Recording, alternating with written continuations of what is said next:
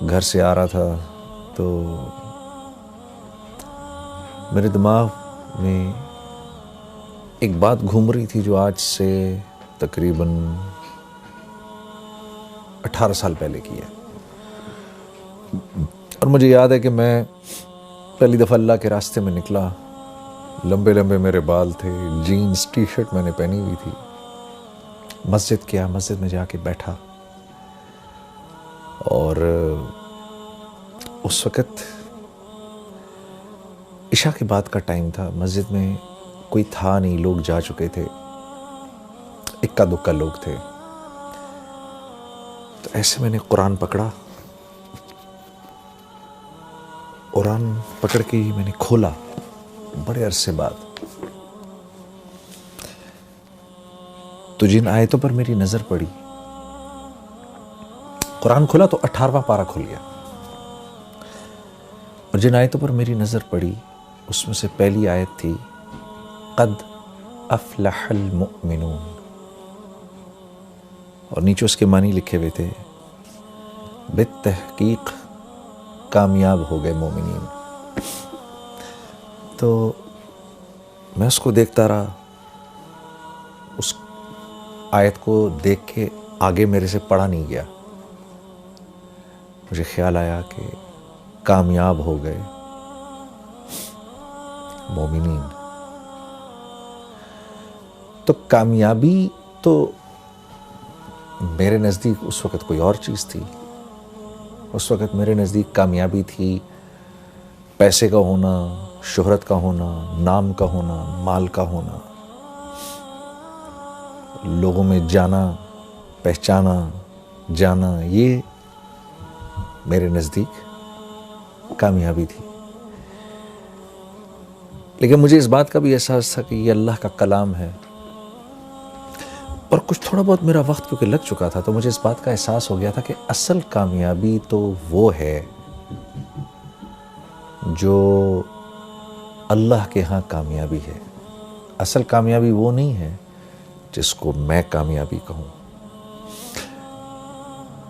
یہ بات بھی ذرا سمجھنے کی ہے. اللہ جس کو کہے وہ کامیاب ہے, اس کی کیا وجہ ہے؟ اس کی وجہ ایسے سمجھاتے ہیں علماء کرام. یہ اتنی کائنات ہے نا جو ہمیں آپ کو نظر آتی ہے, یہ ساری کی ساری اللہ نے انسان کے لیے بنائی ہے, اور انسان کو اللہ نے اپنے لیے بنایا ہے. اب اس کائنات میں جو چیز میری ضرورت کی ہے وہ میرے لیے جتنی ضروری ہے نا اس کی اتنی ہی اونچی قیمت ہے.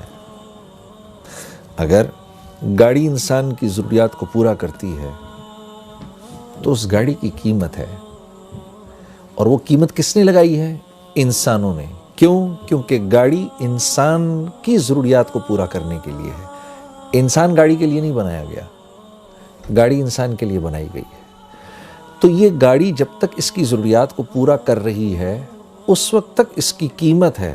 جس دن یہ انسان کی ضروریات کو پورا کرنا بند کر دے گی اور اس کی جگہ کوئی اور چیز اس سے بہتر ضرورت پورا کرے گی تو یہ سڑک پہ چلنے والی تمام گاڑیاں لوہے کے بھاؤ بکیں گی, یہ اپنی قیمت چھوڑ دیں گی. کیوں؟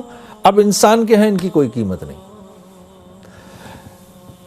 تو یہ جتنی کائنات ہے اس کی ہر چیز کو اللہ نے انسان کے لیے بنایا ہے. پھل, سبزیاں, یہ بہتے جھرنے, یہ دریا, یہ ہوائیں, یہ بدلتے موسم, یہ سب انسان کے لیے ہیں, اس کو سکھ پہنچانے کے لیے ہیں.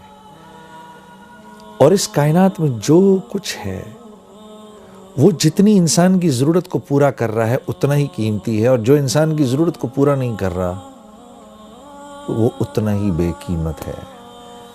کیوں؟ کائنات انسان کے لیے بنی ہے. اسی طرح کیونکہ انسان اللہ کے لیے بنا ہے تو انسان کی قیمت بھی اللہ ہی لگاتے ہیں. انسان خود اپنی قیمت نہیں لگا سکتا.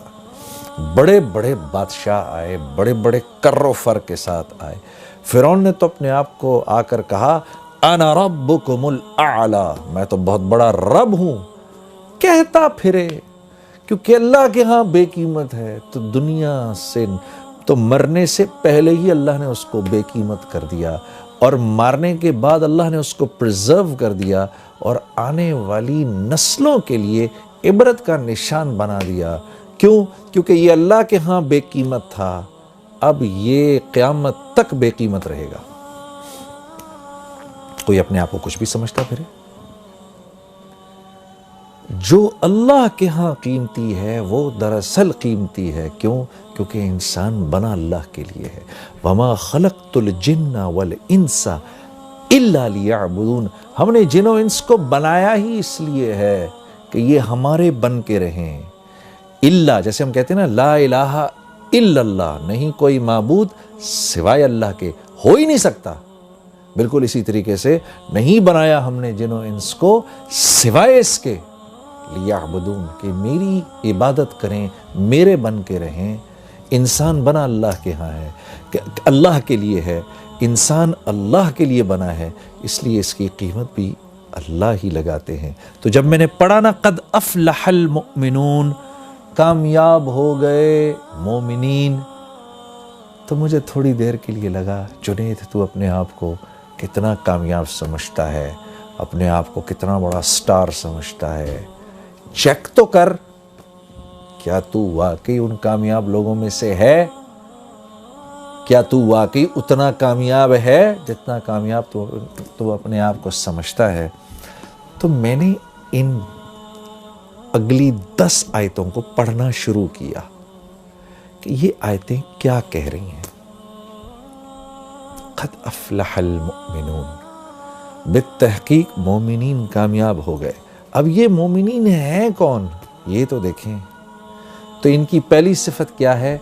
الذین هم فی صلاتهم خاشعون، جب نماز میں کھڑے ہوتے ہیں، اللہ اکبر، جب نماز میں کھڑے ہوتے ہیں تو ساری کائنات کو بھول جاتے ہیں۔ جب کہتے ہیں نا اللہ اکبر، علماء کرام فرماتے ہیں جب ہم یوں کرتے ہیں نا اللہ اکبر، تو ہم دراصل پوری ہمارے کرنے کا مطلب یہ ہوتا ہے اللہ کا جتنا ما سوا ہے اب چلا جائے پیچھے، ہمارا اس سے فی الحال کوئی واسطہ نہیں، کیونکہ ہم بادشاہوں کے بادشاہ، ہم اپنے خالق، اپنے مالک، اپنے اس رب کے سامنے کھڑے ہونے لگے ہیں جو وحدہ لا شریک ہے، جو